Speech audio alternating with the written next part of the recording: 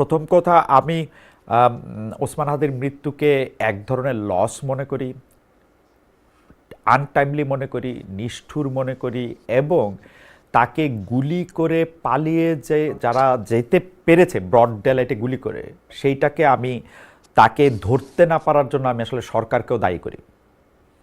Broad ডেলাইটে গুলি করে একজন পালিয়ে যাবে, তাকে সরকার এখনো ধরতে পারে নাই, সে কোথায় পালিয়ে গেছে আমরা তা জানি না, এটার জন্য আমি সরকারকে দায়ী করি। আমি আসলে আপনার মন্তব্য শুনতে চাই মঞ্জু ভাই, এবং একই বিষয়ে আমি ডক্টর সায়ন্তকেও শুনতে চাই। জনাব খালিদ মহিউদ্দিন, আপনাকে ধন্যবাদ। আসলে তো ঠিক আপনার এই শোতে যখন ঢুকবো আমার শরীরটা ভালো না, গত কয়েকদিন থেকে। যখনই ঢুকবো সেই মুহূর্তেই আমার কাছে খুবই অথেন্টিক এবং গুরুত্বপূর্ণ জায়গা থেকে ফোনে সেই দুঃসংবাদটা জানানো হলো। আপনি তো জানেন যে আমরা গত কয়েকদিন থেকে আমরা খুবই বেদনাহত ছিলাম, এবং আমরা কি যে সময় পার করেছি, মানে গত কয়েকটা দিন নানা স্তরের পর স্তর, ঢাকা মেডিকেল কলেজ থেকে আপনার এভার কেয়ার হসপিটাল থেকে সিঙ্গাপুর, সিঙ্গাপুর থেকে গত আহ, মানে কয়েকদিন থেকে আমরা ভাবছিলাম যে তাকে কোনোভাবে সেভ করার জন্য আরো কোনো বেটার মানে সেন্টারে নেওয়া যায় কিনা।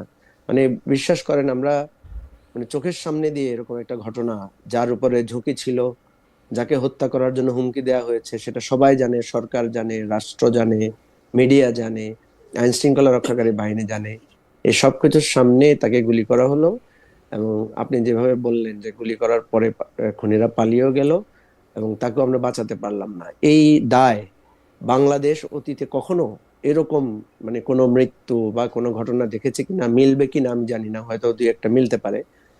কিন্তু এই যে একটা ঝুঁকি, এবং নির্বাচন ঘোষণার পূর্ব পর্যন্ত আমরা জানি যে তফসিল ঘোষণার পরে বাংলাদেশ 3 স্তরের নিরাপত্তায় চাদরে ঢেকে যাবে, মানে ব্যাপক ধরনের আহ, মানে আইন শৃঙ্খলা রক্ষাকারী বাহিনী একটা ভূমিকায় যাবে, এ ধরনের অনেক কথা আমরা শুনেছি।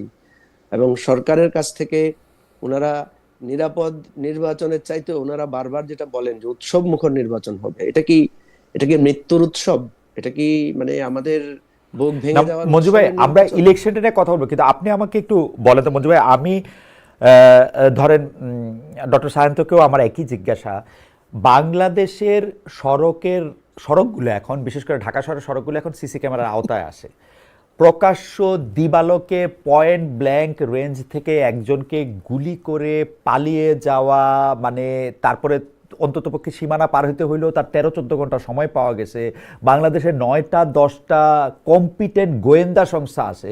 মানে এটা কি, এটা কেমনে সম্ভব? এবং আপনি যে নিরাপত্তার ঝুঁকির কথা বললেন, সেই নিরাপত্তার ঝুঁকি এখন, এটা তো প্রতিটা লোক নিজের অনিরাপদ মনে করবে যার চেহারা, মানে এটা মঞ্জু ভাই আপনি তো খুব ভালো করে জানেন যে আমরা অনিরাপদ অনেকদিনই মনে করছি, কিন্তু কিছুটা নিরাপত্তা আমরা বোধ ছিল যখন সূর্যের আলো আছে, মানুষজন আছে, আমাদেরকে মনে হয়েছে যে না আমরা এরকম করে করলে এটা হবে না।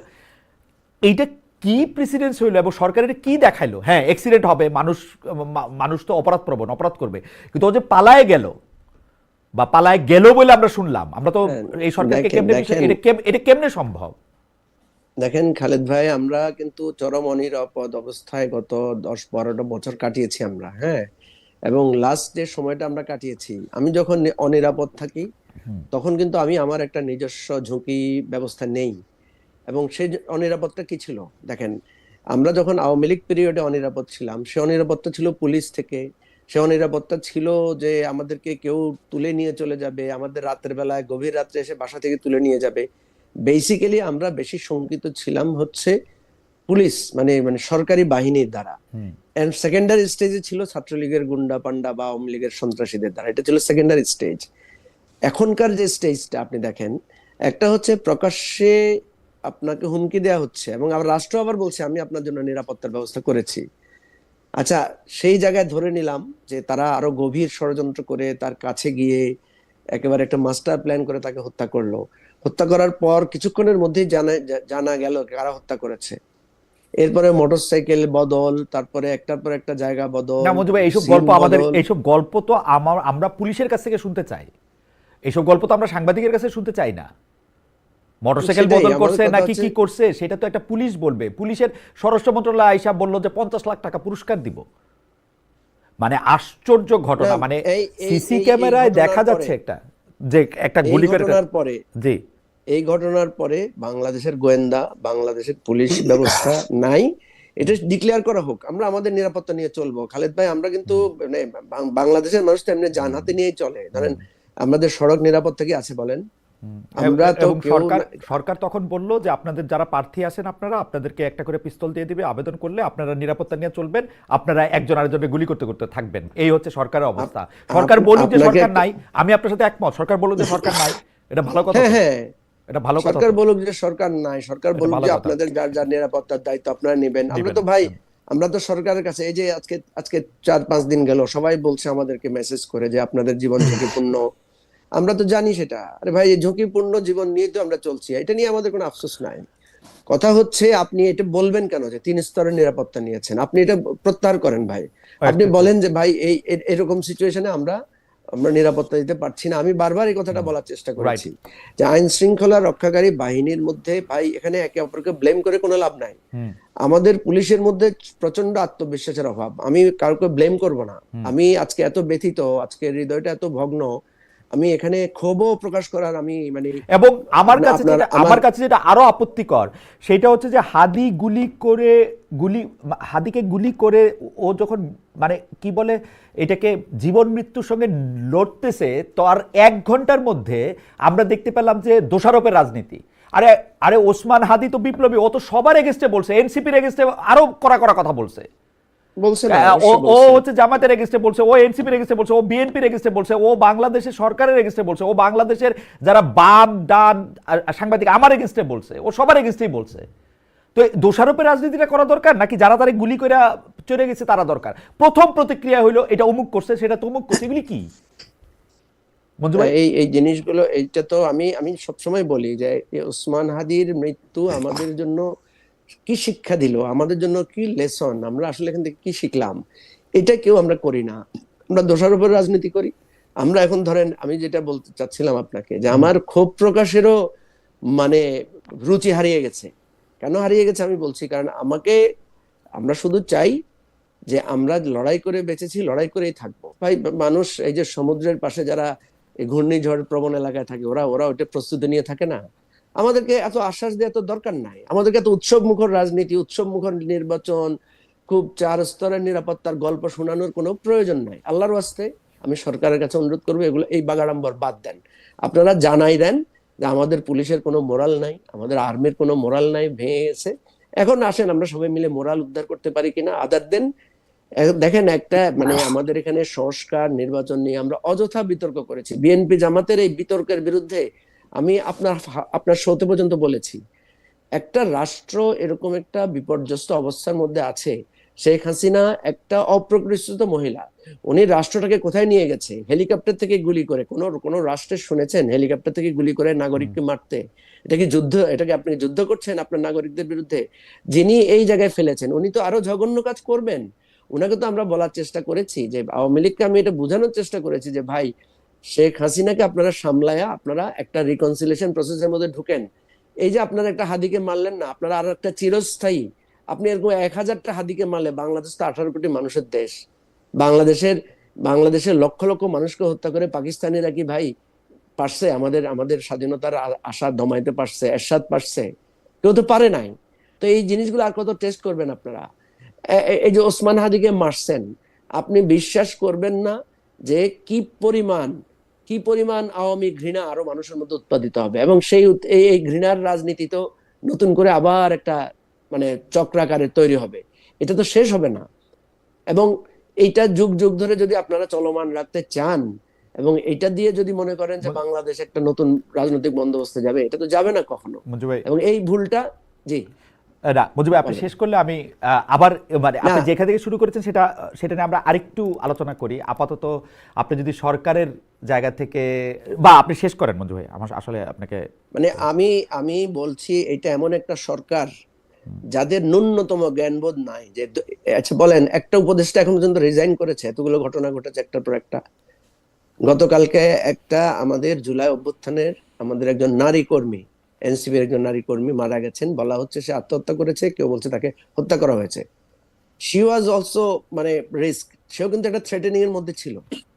ঠিক আছে, আমি যেটা বলতে চাচ্ছি, সরকারের এই জায়গাটায় একদম আত্মোপলব্ধি করে এই ঘটনার পরে এই ঘটনার পরে স্বরাষ্ট্র মন্ত্রণালয়ের উপদেষ্টার আমি মনে করি পদত্যাগ করা উচিত, মানুষের প্রতি সম্মান দেখিয়ে। আমি নাম্বার তো ওয়ান।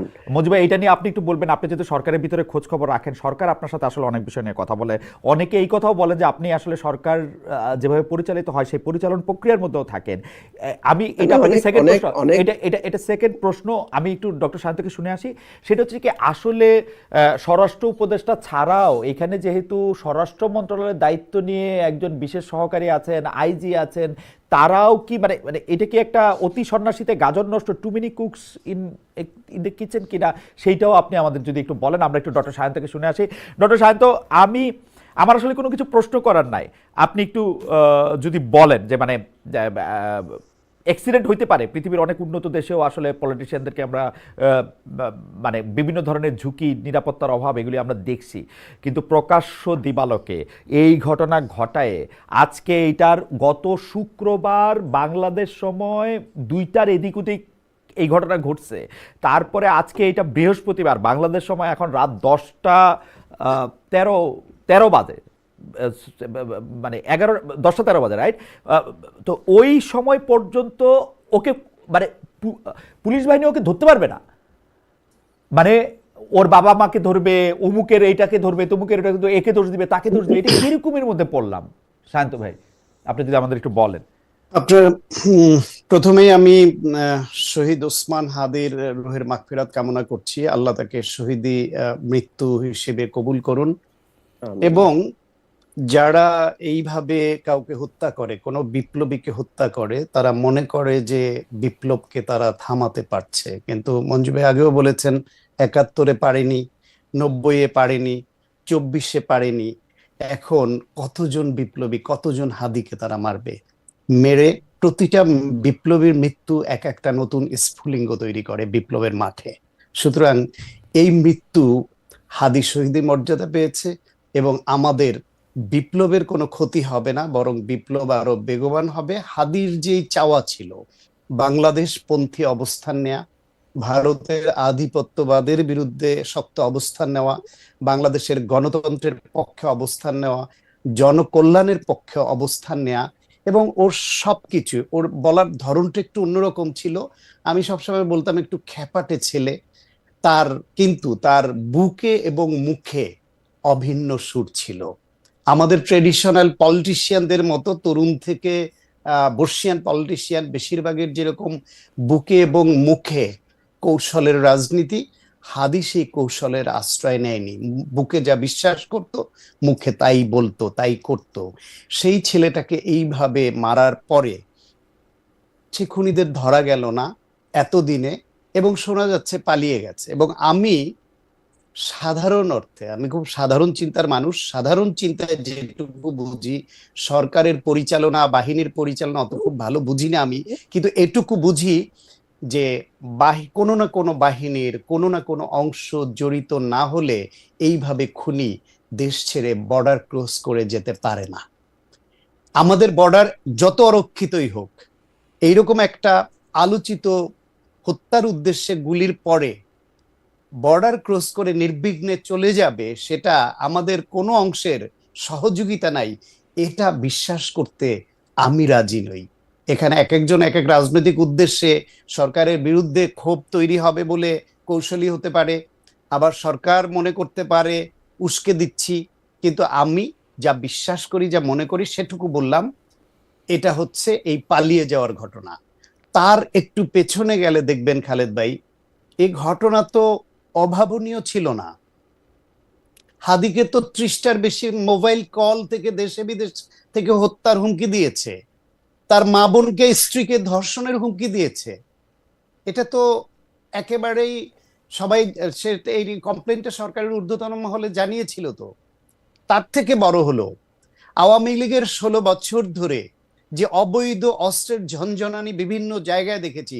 আপনি সাংবাদিক হিসেবে নিশ্চয়ই মনে থাকবে যে দেশের এমন কোন জেলা উপজেলা পাবেন না যেখানে আওয়ামী লীগের নেতাকর্মীরা নিজেদের বিরুদ্ধে অস্ত্র উঁচিয়ে গোলাগুলি করেনি। তার ভিডিও, ছবি সব পাবেন। তাদের সেই অস্ত্রগুলি কোথায় গেছে? নিশ্চয়ই দেশের না, বাইরে কিন্তু অবৈধভাবে ডক্টর পালিয়ে সায়ন্ত, অস্ত্র নিয়ে যেতে পারেনি। ডক্টর সায়ন্ত, আমি জানি না, মানে আমার কাছে কিন্তু সবসময় মনে হয় যে আওয়ামী লীগের যে অস্ত্রের রাজনীতি, সেটা কোনো আদর্শের রাজনীতি না, তারা কোনো আদর্শের রাজনীতি দিয়ে প্রভাবিত হয় না। তারা হচ্ছে আসলে, আমি তাদের কোনো দল মত আদর্শের লোকও বলতে চাই না, তারা হচ্ছে শুটার, তারা হচ্ছে কিলার। এই শুটার এবং কিলারদের ভাড়া করা, এখন আমি শুনতেছি যার বিরুদ্ধে অভিযোগ তাকে আবার এই সরকারের সময় জামিন করা হয়েছে। মানে জামিন হয় নাই, মানে সাংবাদিকদের জামিন হয় নাই, হচ্ছে সহযোগী বইলা খ্যাত সুশীলদের, আর জামিন হয়ে গেছে এরকম শুটারের। হ্যাঁ মানে হয়েছে তো, এখন তাই তো দেখতে এখন পাচ্ছি। এটা এখন এটা আপনি আর আওয়ামী আর লীগের দোষ দুইটা দিতে পারেন, উপাদান, এখন এটা আর আওয়ামী লীগের দোষ দিতে পারেন, না কিন্তু না এটা কি না, আওয়ামী লীগের দোষ? আওয়ামী লীগের দোষ, না না না, আওয়ামী লীগের দোষ না। আপনি আমাকে কথাটা আর এক জি মিনিট শেষ জি করতে জি, দিলে প্লিজ শেষ করেন, বুঝবেন জি যে প্লিজ আমি শেষ করেন, গোলটা কোথায় জি নিতে চাই। জি জি প্লিজ। তাহলে সেই আওয়ামী লীগের অবৈধ অস্ত্র আছে। হুম এই গণঅভ্যুত্থানের সময় বিভিন্ন থানা লুট হয়েছে, হুম সেই থানা থেকে পুলিশ হেডকোয়ার্টার বলেছে 5,700-র উপরে অস্ত্র লুট হয়েছে, সেগুলো রিকভারির চেষ্টা করেছে। হেডকোয়ার্টারের তথ্য মতে 1300 উপরে অস্ত্র এখনো রিকভার হয় নাই, ফেরত আনা যায় নাই। তার মধ্যে এলএমজি আছে, এসএমজি, মেশিন গান, রাইফেল, বিভিন্ন রকমের আগ্নেয়াস্ত্র আছে। এই অভিযোগও আছে যে 5,000-এর উপরে অস্ত্র জমা পড়েছে, সেখানেও লুট হয়েছে সচল ভালো অস্ত্র, জমা দেওয়ার সময় অচল অস্ত্র জমা দেওয়ার ঘটনা, এরকম অভিযোগও শুনছি। তাহলে সেই যে লুট হয়ে যাওয়া সেই অস্ত্রগুলো পেশাদার খুনিদের হাতে হস্তান্তর হতে পারে। 3 নাম্বার হলে এই যে অবৈধ অস্ত্রগুলো চালানোর জন্য পেশাদার খুনি দরকার, যে এইরকম শুটার যে এইভাবে শুট করে এক গুলিতে মেরে ফেলতে পারে, সেই শুটার দরকার। তাহলে সেই শুটাররা আপনার জেল থেকে পালিয়ে গেল, যারা যে খুনি অপরাধী গোষ্ঠী, তাদেরকে আবার জেলে ব্যাক করানো গেল না, এই সরকার পারলো না। সন্ত্রাসী অপরাধী যারা জেলে ছিল তাদেরকে এই শুটারের মতোই তাদেরকে জামিন দেয়া হলো এইভাবে। তাহলে আপনার অবৈধ অস্ত্র আছে, দীর্ঘদিন ধরে কামাই করা অবৈধ টাকা আছে, পেশাদার খুনিও আছে। তাদের ধরবার জন্য আমরা কোনো অভিযান দেখলাম না। হাদির হত্যাকাণ্ডের পরে বা হত্যার উদ্দেশ্যে গুলির পরে এখন একটা অভিযান শুরু হয়েছে। কেন এই সরকারের যারা বসে আছে তারা কি এতটা বিকলাঙ্গ মস্তিষ্ক নিয়ে ঘোরেন, রাষ্ট্র চালান, যে তাদের মাথায় এটা আসে না যে আমি একটা নির্বাচন করব যেখানে পতিত আওয়ামী লীগ, তাদের হাতে টাকা আছে, অস্ত্র আছে, বিদেশে বসে তাদের সাইকোপ্যাথ নেত্রী অডিও মেসেজ দিচ্ছেন যে করে দেখাও, সেইখানে তারা যে এরকম করতে পারে, একদিকে আওয়ামী লীগ, একদিকে তাদের পোষ্য পেশাদার খুনি, অথবা তারা রাষ্ট্রটাকে ডিস্টেবিলাইজ করতে চায় এবং যে কোনো দুর্ঘটনা যে কোনো সময় ঘটবে, এটা কি এই সরকারের কারো মাথায় ছিল না? এত বোকা মনে করেন? তাহলে তারা করলো না কেন? সক্ষমতার অভাব, চিন্তা শক্তির অভাব, নাকি সদিচ্ছার অভাব? চেয়ারে বসে আছেন, মৌজ মাস্তি করছেন, কিন্তু জনগণ তাদের নিরাপত্তা দিচ্ছেন না। মাঝে মাঝে বলে যে এই রাজনৈতিক নেতাদের প্রার্থীদের নিরাপত্তা দেবে। আপনি কয়জনকে নিরাপত্তা দিবেন? কয়জনকে গানম্যান দিবেন? যেখানে হাজার হাজার অস্ত্র, হাজার হাজার খুনি ঘুরছে, তাদের বিরুদ্ধে অভিযান নাই, পাকড়াও করার ব্যবস্থা নাই, আর আপনি জনে জনে গানম্যান দিয়া তাদেরকে জনসম্পৃক্ততা থেকে দূরে রাখবেন? সেটা কি রাজনীতি? তাহলে এদের দায় নিতে হবে। আর আগেই বলেছি, এই গুলি করার পরে সে পালিয়ে যাওয়া, আবারও আমি উচ্চারণ করি, এজেন্সির সহযোগিতা ছাড়া এইভাবে কোনো খুনি আমার দেশ থেকে যদি বর্ডার ক্রস করে চলে যেতে পারে, তাহলে এই দেশ রাখার দরকার নাই। এই দেশ পাকিস্তানের হাতে দিয়ে দেন, নাহলে ভারতের হাতে দিয়ে দেন, তারপর আমরা অন্য রাষ্ট্রের প্রজা হয়ে থাকি। আমি তো স্বাধীন সার্বভৌম দেশের নাগরিক, আমি তো এই দেশে বুক ফুলিয়ে চলতে চাই, আমি তো এই দেশে নিরাপত্তা নিয়ে চলতে চাই, আমি এদেরকে বাক স্বাধীনতা বলতে চাই, সত্যকে সত্য, মিথ্যাকে মিথ্যা বলতে চাই। আমার বাক স্বাধীনতা কেড়ে নেওয়ার জন্য আপনি এত সিদ্ধহস্ত, আপনি নানান ইউটিউবারের কথায় আপনি ইনফ্লুয়েন্সড হয়ে যাবেন, এরে ধরবেন ওরে ধরবেন, আর খুনি ধরতে পারবেন না আপনি, তারপর বড় বড় কথা বলবেন। আজকে হাদির যে হত্যাকাণ্ড, এই হত্যাকাণ্ডে ওই খুনিদের দায় যতটুকু, তার থেকে অনেক বেশি দায় এই সরকারের। এখন শান্ত একজন ভাই, হাদি হত্যাকাণ্ডের শিকার হয়েছেন বলে বাকি হাদিরা যারা এখন আছে তাদের তো বাঁচতে হবে, তাদের থ্রেট করার জন্যই তো এই না গুলি। না, মানে বাকি হাদি, মানে ডক্টর সায়ন্ত, আমি যেটা যে জায়গায় বলতে চাই সেটা হচ্ছে যে কারা হাদি না আসলে, এখন তো একটা সবাই সময়ের মধ্যে তো হ্যাঁ সবাই মানে এটা তো আপনি নিরাপত্তার জায়গা থেকেও বিপ্লবের জায়গা থেকেও কেউ হয়তো হাদির মতো সুন্দর করে বলতে পারে, কেউ হয়তো বলতে পারে না, কেউ হয়তো অত উচ্চকিত কণ্ঠে বলে, কেউ হয়তো উচ্চকিত কণ্ঠে বলে না। যারা মানে আমি জানি না মানে মঞ্জু ভাই ইন্টারাপ্ট করতে চাইতেছিলেন বা মঞ্জু ভাই কথা বলতে চাইতেছিলেন, সায়ন্তর কথা শেষ হলে আমরা একটু মঞ্জু ভাইয়ের কাছে যাই। মঞ্জু ভাই দেখেন, আপনারা সরকারের সংস্কারের কথা বলতে গিয়ে সরকার বিএনপি আপনারা জামাত এই 11 মাস 14 মাস 15 মাস ধরে সরকারের বিভিন্ন বড় বড় লোকজনের সাথে বসে বসে সংস্কার টস্কারের কথা বলে, যে কথা আসলে আপনিই তুলছিলেন।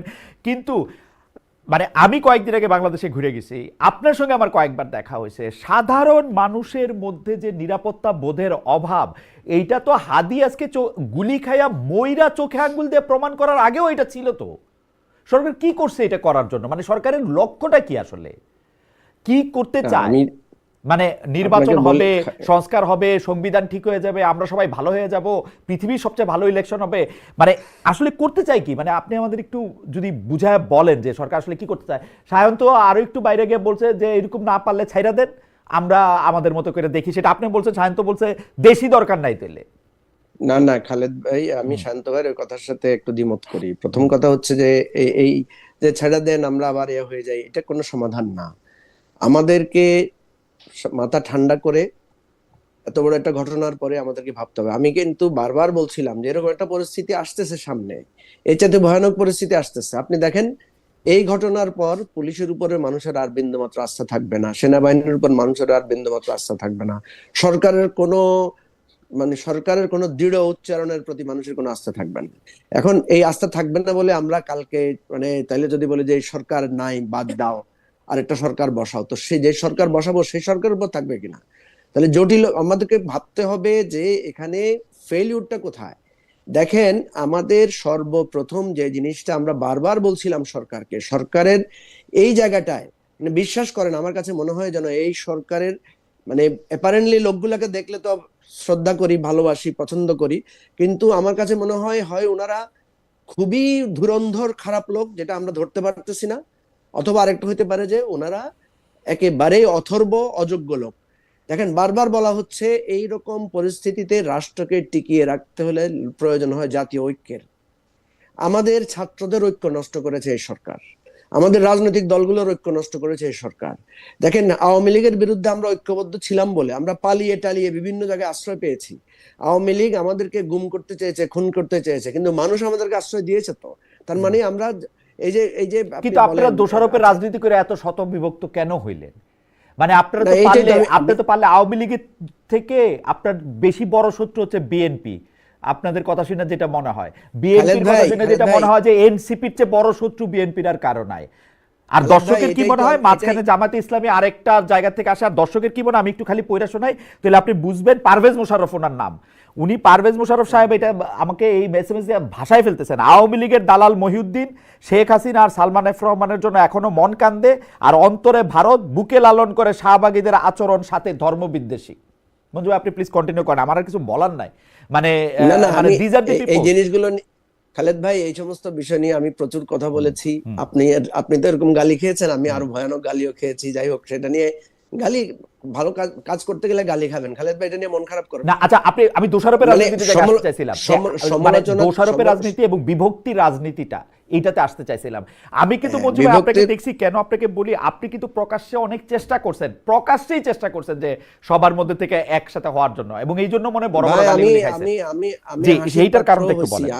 আমি হাসির পাত্র হইছি। আমি যখন বলছি যে আপনারা তো এখন ক্ষমতার জন্য জামাত বিএনপি একে অপরের ছুরে নিয়ে লাগছেন, অথচ আপনারা 15 বছর ঐক্যবদ্ধ ছিলেন, ঠিক আছে? ওনারা যদি আজকে ঐক্যবদ্ধ থাকতেন, এবং আমি ওনাদেরকে এটাও প্রস্তাব দিয়েছি যে আপনারা একটা নির্বাচনের ফর্মুলা বের করেন, যে কিছু সিটে আপনারা ঐক্যবদ্ধ থাকেন, আমরা আপনাদের বিরুদ্ধে, যারা নতুন রাজনীতি করছি, পুরানো রাজনীতির বিরুদ্ধে আমরা আপনাদের সাথে কম্পিট করব। এই সমস্ত কথা আমি বলেছি, কিন্তু সবাই হাসাহাসি করেছে।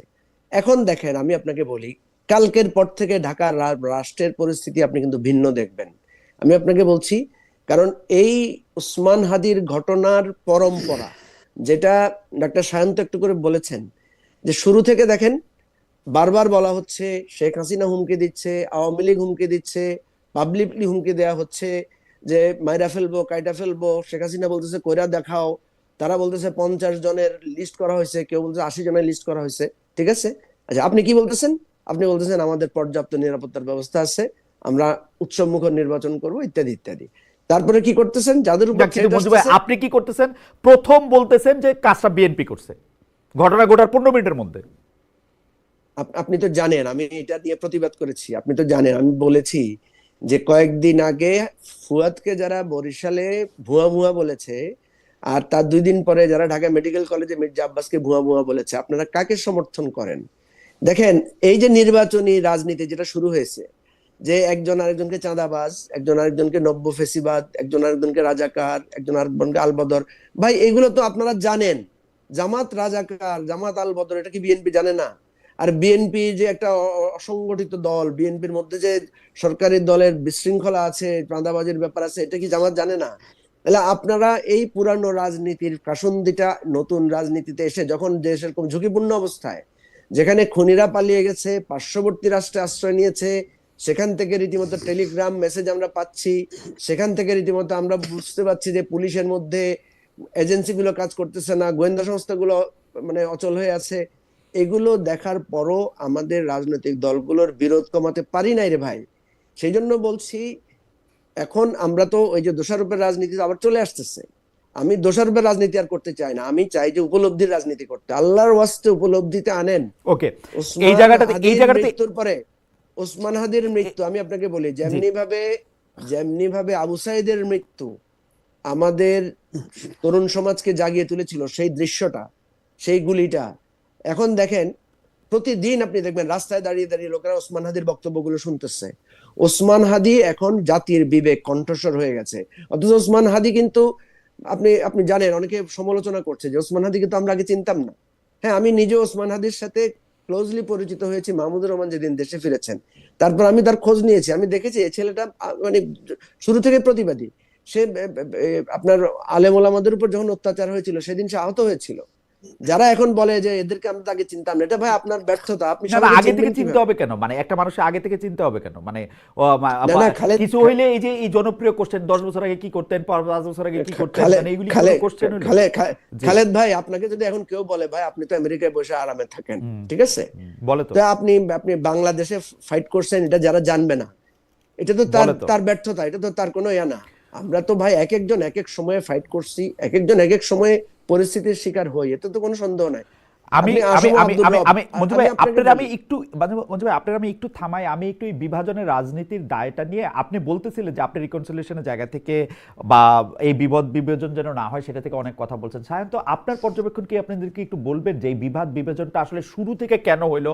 আমি আপনাকে টাইমলাইনটা বলি যে আসলে এই বিভাজনটা বিএনপি বনাম জামাত থেকে, পরে বিএনপি বনাম ছাত্র, পরে আবার জামায়াতের সাথে ছাত্রদের দলটার একটা অংশ, বিশেষ করে মাহফুজ সাহেবের একটা মানে সাবেক উপদেষ্টা যেটা ছিলেন সেটা, এটা আসলে কার কি লাভ তৈরি করলো?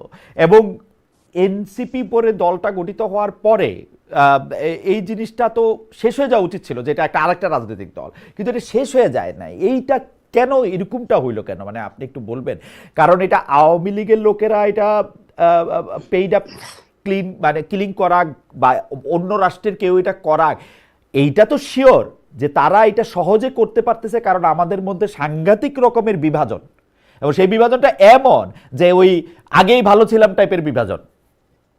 এইটা কেন? এটা মানে এইটা আপনি কি বিশ্লেষণ করেন, কি আপনি দেখেন?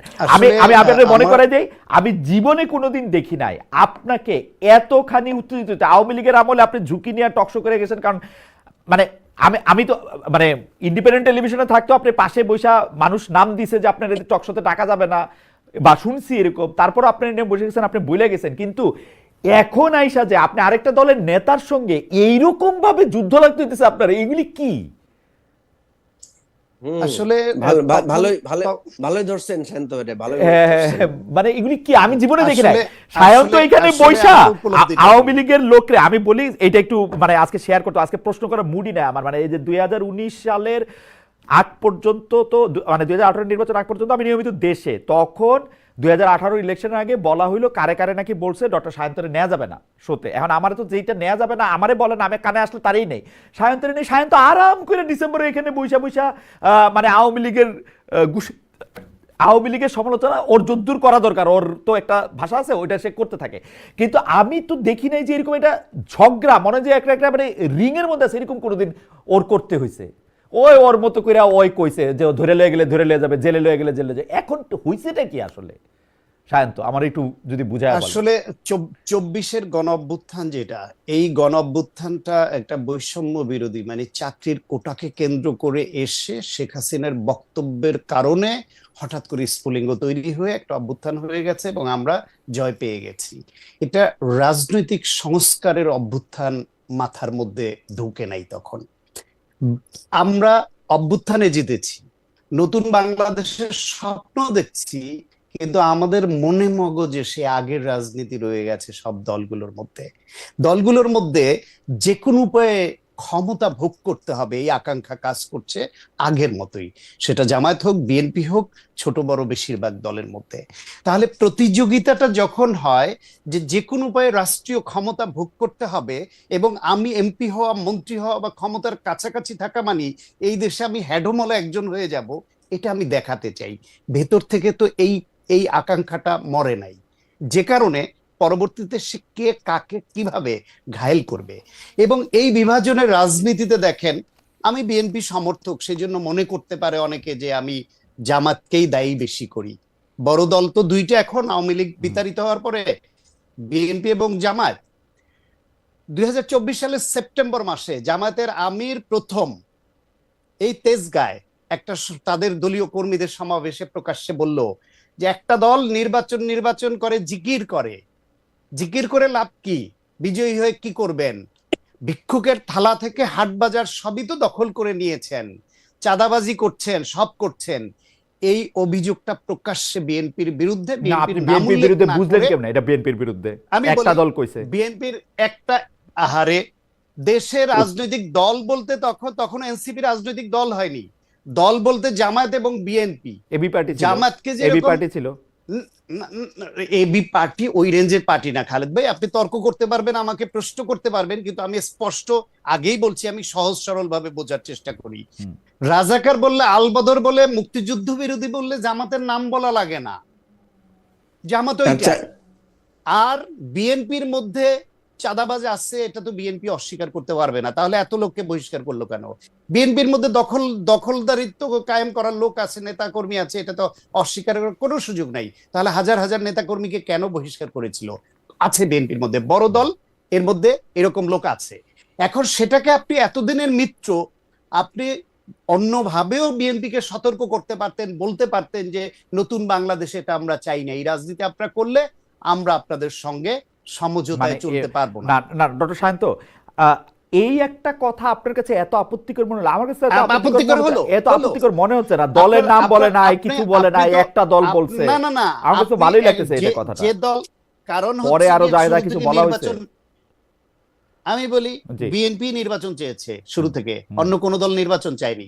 একটা দল নির্বাচন করে জিকির করছে, জিকির করে লাভ হবে না, সব দখল করে নিয়েছেন, চাঁদাবাজি, ভিক্ষুকের থালা থেকে হাট বাজার। সংস্কারটারে দেরি করলো, বিএনপি তো সংস্কারটারে দেরি করলো 12 মাস। হ্যাঁ, যা পরে মানছে তা আগে মানলে তো, যা পরে মানছে তা আগে। প্রথম কথা হলো এই অভিযোগটা নাম উল্লেখ না করে বিএনপির বিরুদ্ধে করা খুব জরুরি ছিল না, এটা বিভেদকে প্রথম সূত্রপাত ঘটালো। তারপরে রিপ্লাই দেখেন, বিএনপি মহাসচিব আবার জামায়াতের নাম উল্লেখ না করে তাদের এই যে ধর্মের অপব্যবহার, মুক্তিযুদ্ধের ভূমিকা, এটা নিয়ে আবার বক্তব্য দিল। হয়ে গেল না পাল্টাপাল্টি? নাম কিন্তু কেউ উল্লেখ করেনি, কিন্তু তারাও জানে কাকে গালি দিচ্ছে, আমরাও জানি, সরল মানুষ যারা, আমাদের অত পিএইচডি করার দরকার হয় না এটার জন্য। এই যে একে অপরের বক্তব্য, পাল্টা বক্তব্য চলতে থাকলো, এর পেছনে কারণ কি ছিল? কারণ ছিল হচ্ছে জামাতের উদ্দেশ্য বিএনপিকে এইভাবে কালিমা যুক্ত করে, একটা খুন হইলে বিএনপিকে অভিযুক্ত করে বিএনপির প্রতি মানুষকে খেপিয়ে ভোটটাকে তাদের দিকে নিতে হবে। আবার বিএনপির উদ্দেশ্য কি?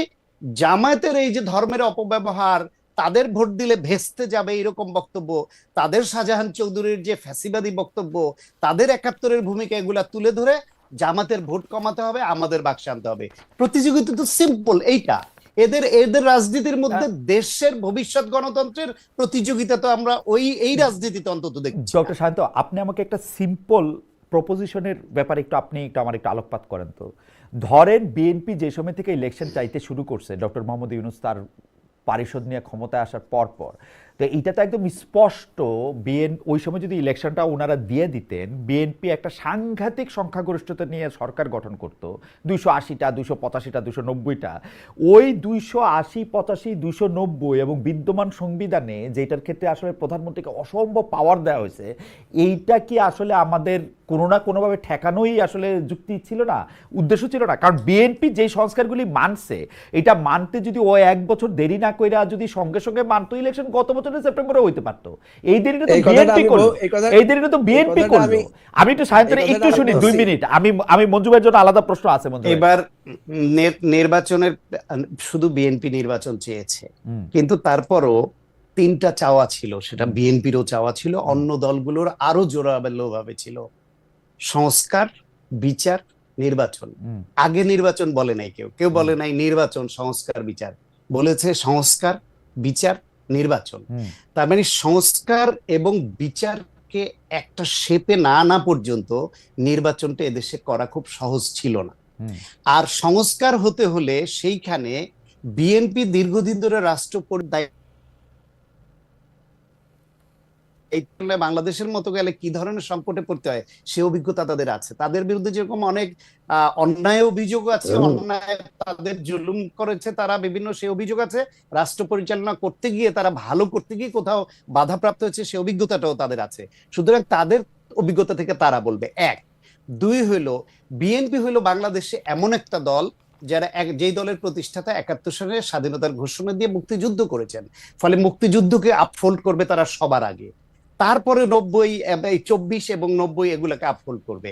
এই সব কয়টা বুকে ধারণ করা এবং সব কয়টায় জনমানুষের পক্ষে, স্বাধীনতার পক্ষে, গণতন্ত্রের পক্ষে যুদ্ধ করা দল হলো বিএনপি।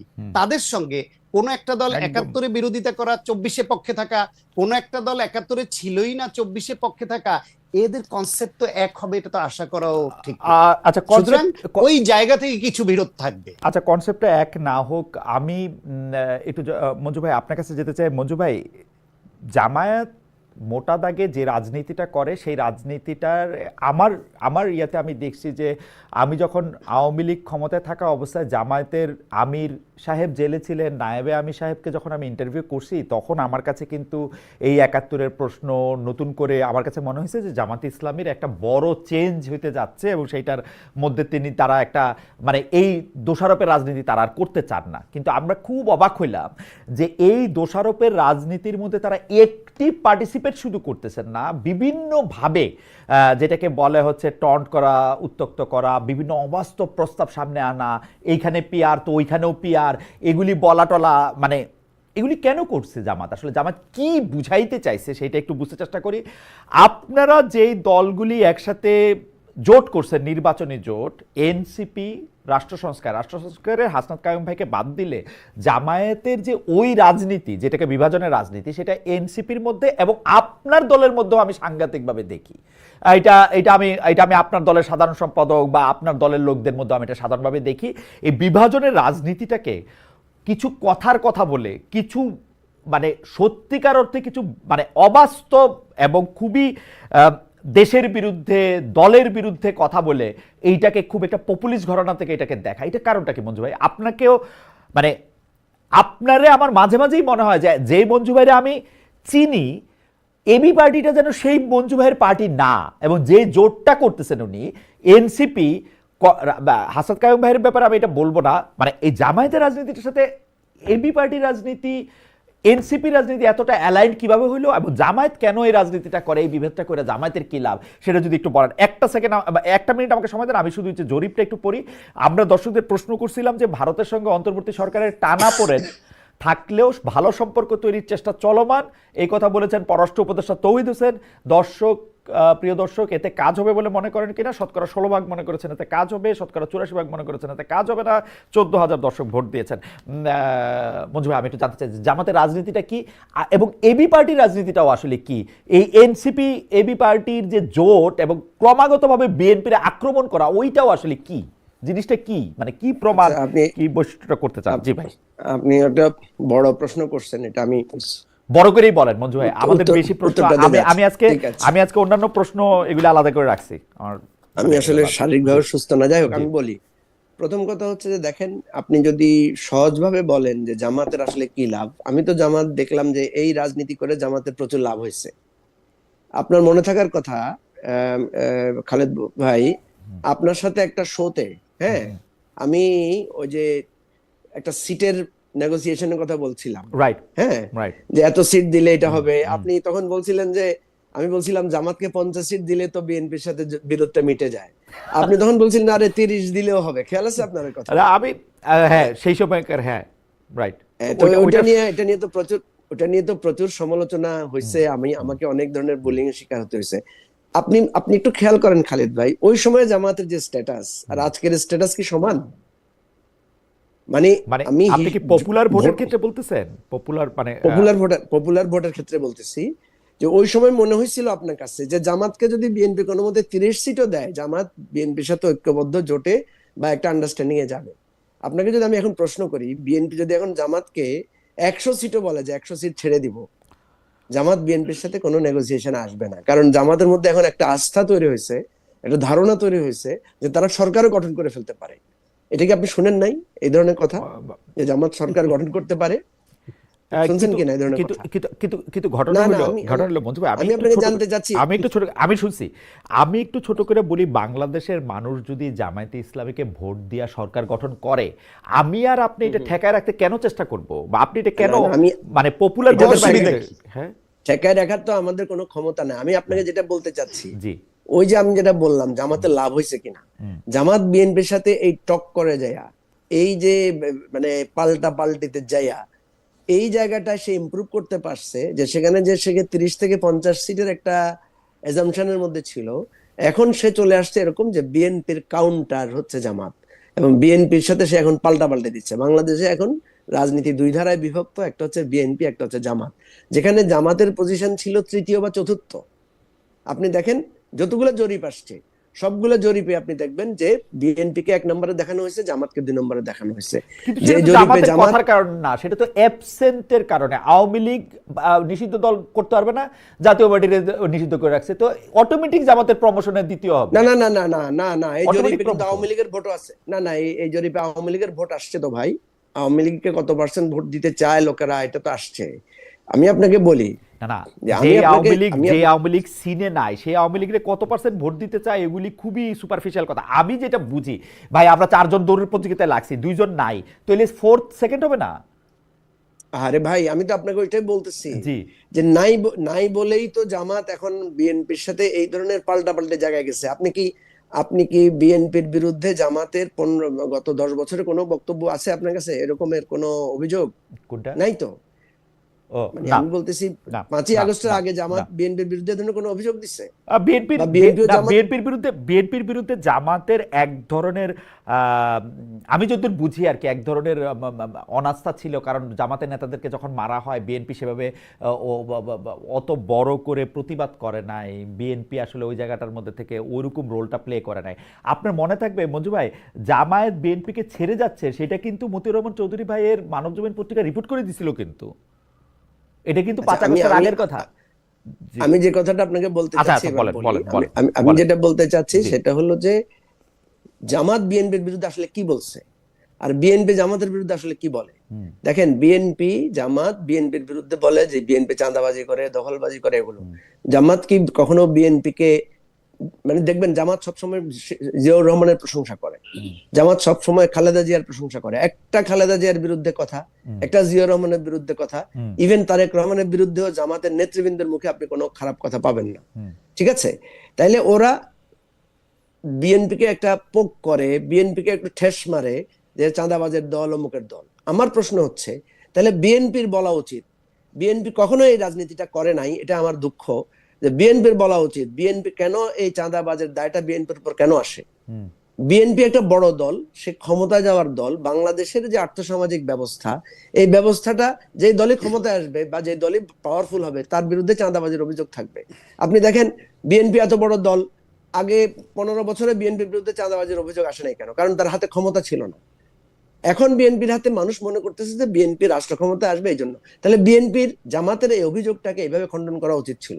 বিএনপি এটা খণ্ডন না করে কি করেছে, বিএনপি পাল্টা জামাতকে আঘাত করেছে যে তোমরা রাজাকার। আবার বিএনপিও দেখেন জামাতের বিরুদ্ধে কিন্তু বিএনপির অন্য কোনো অভিযোগ নাই। বিএনপি বলে না জামাতের লোকেরা চোর, জামাতের লোকেরা মিথ্যাবাদী, চরিত্রহীন, এগুলো বলে না। কিন্তু বিএনপি কি বলে? বিএনপি বলে যে জামাত রাজাকার, জামাত আল বদর, জামাত ধর্ম ব্যবসা, এগুলাই তো বলে, তাই তো? আপনি দেখেন মোটা দাগে। এখন জামাতও কিন্তু এই জিনিসগুলো খণ্ডন করে না। কেন খণ্ডন করে না এটা বললে জামাত খেপে যায়। ৭১ সালে জামাতের যে ভূমিকা, এটা তো একটা প্রশ্নবিদ্ধ ভূমিকা, এটা তো জামাত নিজেই তৈরি করেছে। জামাত নিজেই বলেছে সেই স্বাধীনতা যুদ্ধকে সে সমর্থন করে নাই। এখন জামাত এসে স্বাধীনতা যুদ্ধের এই বিষয়টাকে সেলিব্রেট করছে, সমর্থন করছে, সে বলছে। তো এই জায়গায় ব্যাখ্যাটা জামাত দেয় না। এই না দেওয়ার কারণে জামাতকে সারা জীবন, জামাতের সাথে যদি কালকে তার বন্ধুরও ঝগড়া হয়, ওই জামাতকে একই কথা বলে তাকে খোটা দিবে, একই কথা বলে তাকে পোক করবে। আমার কথা হচ্ছে এই দুইটা জায়গায় বিএনপি এবং জামাতের সঠিক উপলব্ধি করে, বিএনপিকে যতবার চাঁদাবাজ বলবে, বিএনপি ততবার পাল্টা যদি রাজাকার না বলে, বিএনপি যদি এই চাঁদাবাজির অভিযোগের বিষয়টাকে ব্যাখ্যা করে, বক্তব্য দেয়, মানুষের কাছে যায়, তাইলে হতো। এখন যেটা হয়েছে আপনাকে বলি, আপনি যে কথাটা বললেন যে আওয়ামী লীগ নাই, আওয়ামী লীগ না থাকার কারণে জামাত পপুলার হয়েছে, তো ভাই আওয়ামী লীগের লোকেরা তো এখন শুনতেছি অনেকে জামাতকে ভোট দিবে, হিন্দু লোকেরা অনেকে জামাতকে ভোট দিবে বলতেছে, আবার বহু লোক আওয়ামী লীগের লোকেরা আছে যারা বলতেছে বিএনপি কে ভোট দিবে। এই ধরনের কথা তো আমরা আজকে ফিল্ড থেকে শুনতেছি। প্রথম কথা হচ্ছে যে রাজনীতিতে বিরোধ থাকবে, আপনার সাথে আমার রাজনীতি মিলে না, আপনার বিরুদ্ধে আমার কথা থাকবে, কিন্তু সেই কথাটা যাতে আমার জাতীয় ঐক্য এবং জাতীয় যে শত্রুতার জায়গা থেকে সেখানে যাতে বিনষ্ট না হয়। বিএনপি জামাত খুব দ্রুত ভুলে গেছে। ছোট করে একটা কথা শুধু মঞ্জু ভাই, এবার আমাদের রাজনীতিটা বলি, এবি পার্টি এটা বলতেছি আমি। আচ্ছা জি বলেন। আপনি যেই অভিযোগটা দিয়েছেন, এবি পার্টি এবং এনসিপি তারাও তো পুরানো ধাঁচের রাজনীতি করছে। আমি কিন্তু এই কথাটা যেদিন আমরা গণতান্ত্রিক সংস্কার জোট করেছি সেদিন বলেছি যে আমরা নতুন রাজনীতি করতে চাই, কিন্তু নতুন রাজনীতি করতে পারছি না, আমরাও এই স্রোতে ভেসে যেতে হচ্ছে। কেন হচ্ছে দেখেন, আমি আপনাকে একটা প্র্যাকটিক্যাল উদাহরণ বলি। সার্জিস আলম যখন মোটরসাইকেল বহর নিয়ে এলাকায় শোডাউন করেছে, তখন আমরা ব্যাপকভাবে সমালোচনা করেছি। আমি সার্জিসকে জিজ্ঞেস করলাম যে তুমি এই শোডাউনটা কেন করলা? সে বলে যে আমি যদি এখন বাসে করে নেমে যাই, গণসংযোগ করি, বলে যে এদেরকে চিনে কে, এদের ওই ঢাকা শহরে বসে খালি রাজা উজির মারে, এদের তো এখানে কিছুই নাই। আমি তার এটাকে খুব অনুভব করলাম যে আপনি তো গুরুত্ব দিচ্ছেন না রে ভাই। আপনি রাজনীতিক ভাবে তখনই তাকে গুরুত্ব দিচ্ছেন যখন সে আপনার বিরুদ্ধে কথা বলে। নাসিরউদ্দিন পাটোয়ারি যখন আপনার বিরুদ্ধে কথা বলে তখন সে পত্রিকার লিড হয়, সে যখন ভালো কথা বলে লিড হয় না। আমাকে সেনা গোয়েন্দা সংস্থার লোকেরা ডেকে নিয়ে জিজ্ঞেস করতেছে 3টা কথা, তার মধ্যে 2টা কথা জিজ্ঞেস করছে ব্যারিস্টার ফুয়াদ সম্পর্কে, বুঝছেন? তা আমি ওই ভদ্রলোকরে বললাম যে ভাই আমি যে এত ভালো ভালো কথা বলছি, একদিনও তো একটা ধন্যবাদও দেন নাই, দিছেন কোনোদিন ধন্যবাদ? তো ঠিকই ফুয়াদেরটা আপনি আমার বারবার মেসেজ পাঠান যে ফুয়াদ আজকে অমুক জায়গায় এটা বলছে, এটা বলছে। তা আপনারাই তো এই রাজনীতিগুলোকে নষ্ট করেন, আপনারাই তো আমাদেরকে পুরানো রাজনীতির ফাঁদে নিতে চান। আমরা এই জন্য গণতান্ত্রিক সংস্কার, সেজন্য আপনারা গুড কপ ব্যাড কপ রোল প্লে করেন। আপনি গুড কপ, ফুয়াদ ব্যাড কপ। না, ফুয়াদ আলোচনায় থাকলো, আপনি উপর থেকে ভালো থাকলেন। না, আমি আপনাকে বলছি ওইটা, এই যে দেখেন আপনাদের কাছে ওই যে ভালো কথা একটু বলতে চাইবো, সেটাও আপনারা বলতে দিবেন না। আপনারা ওখানে আবার, কারণ আমরা তো আপনার লোকেই পারি, তাদের লোকে তো পারি না, তাদের লোকে একটা কইলে 10টা গালি খাই। আপনি তো গালিও দেন না, মিষ্টি করে তবু বলেন, তো আপনার কাছে আশ্রয় তো নাই। খালেদ ভাই উপায় তো নাই। আমি আপনাকে বলি উপায় নাই, আপনাকে সঠিক জায়গায় ফিরতে হবে। আমি এই জন্য এনসিপির নেতাদেরকে বুঝাইছি, এনসিপি ছেলে পেলেরা বিশ্বাস করেন, এখন অনেকগুলো ভালো ছেলে মেয়ে আছে, আমি ওদেরকে বুঝাইছি এবং তারাও অনুভব করছে। হাসনাত তামিম ভাই সহ আমরা সহ মিলে বলছি যে না, আমরা ভাই এই ভোটের রাজনীতির এই গ্যারাকলে পড়বো না, আমরা একটা নতুন রাজনীতি দাঁড়াই। প্রচুর গালি খাই, বলে যে কয়টা ভোট আছে, জামানত ঠিকবে না, বেটা তোদেরকে কে চিনে, এরকম কথা প্রতিদিন শুনি, আপনি আমাদের ফেসবুকে গেলে দেখবেন। তো ভাই আমি তো নতুন রাজনীতি করতে আসছি, আমাকে চিনবে কোত্থেকে? আমরা একটু ডক্টর সায়েন্তের কাছে এই প্রসঙ্গে কথা শুনি। এখন ঘটনা হয়েছে কি মঞ্জু ভাই, এইটা ঠিক যে আমরা আপনাকে পাইলে, আমি আপনাকে পাইলেই বেশি খোঁচাখুচি করি, বেশি কথা বলি। এই যে অনেকে আমাকে বলে যে অন্য মানুষের সঙ্গে তো পারো না, আমি আসলেই পারি না অন্য মানুষের সঙ্গে, কেমনে পারবো বলেন? এখন আপনারা যারা ভালো তাগুলোকেই পারি, সত্যি কথা এটা।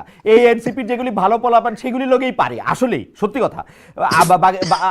বাকিদের সঙ্গে পারি না, এটাও সত্যি কথা। মানে আমার এটা স্বীকার করতেও কোনো দোষ নাই। কারণ ভাই পোলাপান কইছে আবার রাগ করেন না, মানে এটা মুখ দিয়ে বাইরেছে যে মানে আপনারা এনসিপির যারা ভালো ভালো মানে রাজনীতিবিদ আছেন তাদের সঙ্গেই আসলে আমার বেশি হয়তো এটা হয়েছে, কিন্তু এটা তো কিছু করার নাই, কারণ বাকিদের তো পাই না। কিন্তু ভাই একটা কথা খালি একটু জবাব দিয়ে যান যে এই আপনার যে এবি পার্টির রাজনীতি সেইটা কি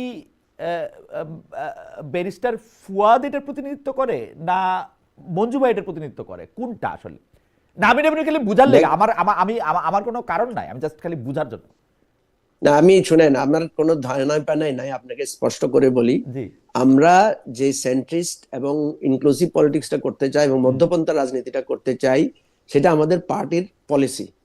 ফুয়াদের কিছু কিছু বিষয় নিয়ে যেগুলো আলোচনা হয়েছে, এগুলো আমাদের পার্টির মধ্যে আলোচনা হয়েছে, এবং ফুয়াদ কিন্তু কিছু কিছু বিষয় সে ক্লারিফিকেশন দিছে সে কিছু কিছু জায়গায় সে বলছে যে এটা আমার ব্যক্তিগত মত। এনিওয়ে, আমি যেটা বলি, আমাদের বিচ্যুতি, আমাদের ত্রুটি বিচ্যুতি আছে, আমরা একটা ট্রানজিশনের মধ্যে আছি। আমার কথার মধ্যেও আপনি অনেক সময় হেট্রেড পাবেন, আমার কথার মধ্যেও আপনি অনেক সময় ইমব্যালেন্স পাবেন।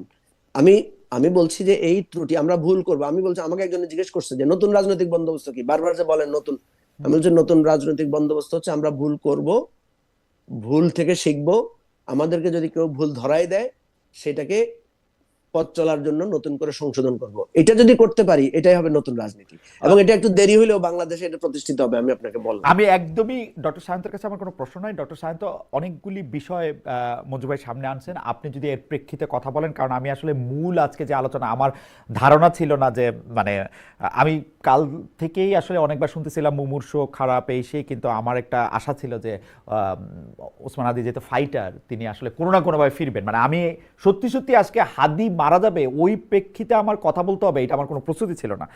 হাওয়েভার আপনি যদি এই প্রসঙ্গে একটু কথা বললেন, আমাদের একজন দর্শকদের ব্যাপারটা একটু আপনি বলি। আমি আপনাদের কাছ থেকে আর একটু বেশি সময় চাই, আজকে 1 ঘন্টা কথা বলে আপনাদেরকে একটু আনছিলাম, আমি প্রায় 10-12 মিনিট একটু দেরি হয়, কিন্তু এইটাও একটু বলা দরকার। আমাদেরকে যে সবাই শেখান ওই শিক্ষার জায়গা থেকে ভাই, এইটা একটু আমি পড়ি যে এম এস শোভান উনি অনেকগুলি কমেন্ট করছেন যে খালেদ ভাই সবাই কমেন্ট করতেছে ওসমান হাদি মারা গেছে, অন্তত ইন্নালিল্লাহ একবার পড়েন, নাকি ইন্নালিল্লাহি ওয়া ইন্না ইলাইহি রাজিউন পড়তে পারেন না। ইন্টারেস্টিং ব্যাপার হলো যে ভাই এই সূরা বাকারার এই 156 নম্বর আয়াতটা, এই সান্ত্বনামূলক আয়াতটা আমরা পড়ছি কি পড়ি নাই, এইটার খোঁজও ভাই যদি আপনারই নিতে হয়, তাহলে এটার তো আসলে মানে আমি জানি না, মানে আমি আসলে খুবই, আমার কাছে মনে হয় যে এইটা কোথাও গিয়ে শেষ হওয়া উচিত। সাধারণত আপনার কাছে কি মনে হয় যে আমরা যে সবাই সবাই ধরা দিতে চাই, সবাই সবাই শিখাই, আমরা যে সবাই মনে করি আমি ভালো ওরা সবাই খারাপ, এটা কিরকম, এই জিনিসটা কিরকম আসলে? আল্লাহ কি বাংলা বুঝেন না, এটা মনে করেন ওনরা? না শুরুতে যে ওসমান হাদির রুহের মাগফিরাত কামনা করে, তার জন্য ভেস্ত কামনা করে, দুঃখ প্রকাশ করে শুরু করলাম আমরা, ওইটা হয়তো ওনরা বুঝেন নাই, অথবা ওনারা মনে করেছেন যে বাংলায় বলেছি, এটা মনের মতো হয় নাই তাদের। তারপরও আমরা তো ইন্না লিল্লাহি ওয়া ইন্না ইলাইহি রাজিউন পড়ি, এটা নিজেকে মনে করিয়ে দেওয়ার জন্য যে সে যে পথে গেছে আমাকেও পথেই যেতে হবে। তো যাই হোক, ওই প্রশ্ন থেকে বরং একটু political academic, little bit more academic ডিসকাশনে যদি যাই, যে এই যে বিএনপি, জামাত, এবি পার্টি বা সবার এই সমস্যাটা কেন? কারণ হচ্ছে গিয়ে কল্যাণমুখী রাষ্ট্র গড়বার জন্য আগে যে জনকল্যাণমুখী যে রাজনীতি এবং particular Intra party democracy established হওয়া দরকার, দুর্ভাগ্যজনকভাবে আমাদের দেশে বেশিরভাগ ক্ষেত্রে তা হয়নি। এখানে রাজনৈতিক দলগুলোর মধ্যে আদর্শিক ঐক্য বা বন্ধুত্ব খুব কমই দেখবেন। এখানে বন্ধুত্ব হয় স্বার্থের বন্ধুত্ব, আর একটা হয় নিপীড়িত একে অপরকে বন্ধু মনে করে। জামায়াত এবং বিএনপি দীর্ঘদিন নিপীড়িতে বন্ধুত্ব ছিল, কখনো কখনো ক্ষমতার অংশীদার হিসেবে বন্ধুত্ব ছিল। আবার জামায়াত আওয়ামী লীগের সঙ্গে বন্ধুত্ব হয়েছিল ওই রাজনীতি আন্দোলনকে কেন্দ্র করে ক্ষমতায় যাওয়ার বন্ধুত্ব। সুতরাং এইখানে স্বাধীনতা বিরোধী তাদেরকে স্বাধীনতার পক্ষের দুইটা রাজনৈতিক দল বিএনপি এবং আওয়ামী লীগ দুইজনই কি বন্ধুত্ব করেছে, কিন্তু যেই স্বৈরাচারকে এই আওয়ামী লীগ বিএনপি সহ অনেক দল মিশে পতন ঘটালো, সেই স্বৈরাচার এরশাদের দলের সঙ্গে বন্ধুত্ব কিন্তু এই দুই দলই করেছে। ফলে বাংলাদেশের রাজনৈতিক দলগুলোর বন্ধুত্ব হয় স্বার্থের বন্ধুত্ব এবং নিপীড়িত নিপীড়িত একে অপরকে একটু আপন আপন লাগে সেই বন্ধুত্বটা, অথবা ক্ষমতার অংশীদারিত্বের বন্ধুত্ব। কখনোই আদর্শিক বন্ধুত্বটা ওইভাবে এস্টাবলিশড হয়নি বলে একে অপরের বিরুদ্ধে এই বন্ধুত্ব, এই একে অপরের জাঁজি জিগার দোস্ত হয়ে যায়, আবার এই ক্ষণিকের মধ্যেই আবার একে অপরকে ন্যাংটো করে ফেলে। ফলে এই কালচার থেকে আমরা বের হওয়ার একটা প্রত্যাশা তো আমাদের আছে, কিন্তু বের হওয়ার পথ তৈরি হচ্ছে না। কারণ বাংলাদেশে যতগুলো মুভমেন্ট তৈরি হয়েছে, যতগুলো বিজয় হয়েছে আমাদের, সে 71 থেকে শুরু করে 90 এবং 24, এইটা কোনোটাই দীর্ঘমেয়াদী গণতন্ত্র, রাজনীতি, এই মনন পরিবর্তনের যেই প্র্যাকটিসটা, এইটার মাধ্যমে জয় অর্জন হয় নাই। জয় অর্জন হয়েছে হঠাৎ করে একটা গণঅভ্যুত্থান, ছাত্ররা মাঠে নামলো, যে একটা কোটা সংস্কার, কোটায় সব ওদের দিয়ে দেওয়া হচ্ছে, ওটা কমিয়ে আমাদের মেধার একটু সুযোগ দেন। সিম্পল একটাই চাওয়া ছিল। সেখান থেকে বাড়তে বাড়তে কিন্তু একটা গণঅভ্যুত্থান হয়ে গেল। সেই গণঅভ্যুত্থানে শেখ হাসিনা বেফাস কথা বললো, তারপর সেটা আরো স্ফুলিঙ্গ তৈরি হলো, সেখানে গুলি চালালো। যেখানে গণঅভ্যুত্থান হবে, যেখানে আন্দোলন হবে, যেখানে মাস মুভমেন্ট হবে, সেখানে গুলি চালানো মানে হলো আগুনে ঘি ঢালা। সেটাই করেছে। আল্লাহ ওকে দিয়ে এটা করেছে, কারণ এত পাপ করেছিল, এর কোনো অন্যথা হওয়ার সুযোগ ছিল আল্লাহ হয়তো রাখে নাই। আমরা বিজয় পেয়েছি। এখন বিজয় পেয়েছি বলতে আমাদের এখানে ছোট বড় সবাই যে আমরা শুধু ক্ষমতাবান হতে চাই, সবাই যে ভোগ করতে চাই, সবাই যে অর্থবিত্তের মালিক হতে চাই, সেই আকাঙ্ক্ষা, সেই মানসিকতাটা তো চেঞ্জ হয়নি। ফলে আপনি মঞ্জু ভাই বা আমি এইখানে যে আলোচনাটা করছি, এটা অনেকটাই আলোচনার জন্য আলোচনা হচ্ছে।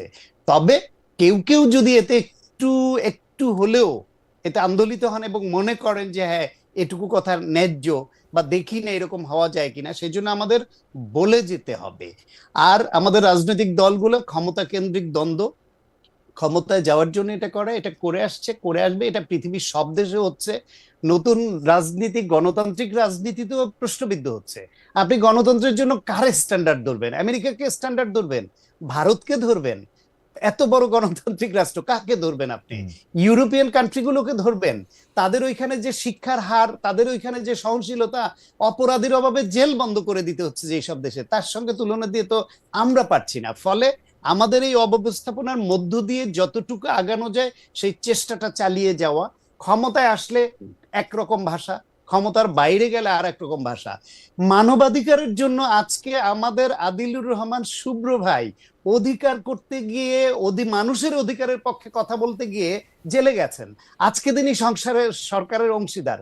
আজকে বাংলাদেশের মানবাধিকার নিয়ে ইন্টারন্যাশনাল হিউম্যান রাইটস অর্গানাইজেশন গুলো যে রিপোর্ট করলো, তিনি তার পক্ষে একটা কথা বলেছেন, বলতে পেরেছেন।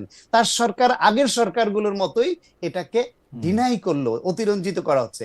প্রেস সেক্রেটারি সেটাকে আগের স্টেটমেন্টের অনুরূপ একটা স্টেটমেন্ট দিয়ে দিলেন। ফলে বাংলাদেশের এটা জাতীয় চরিত্র, যাত্রে যত সুবোধই বলেন আপনি, সুবোধ এক সময় পালিয়ে যায়, সুবোধ এক সময় ফিরে আসে, এটা শুধু বিশ্ববিদ্যালয়ের দেয়ালে।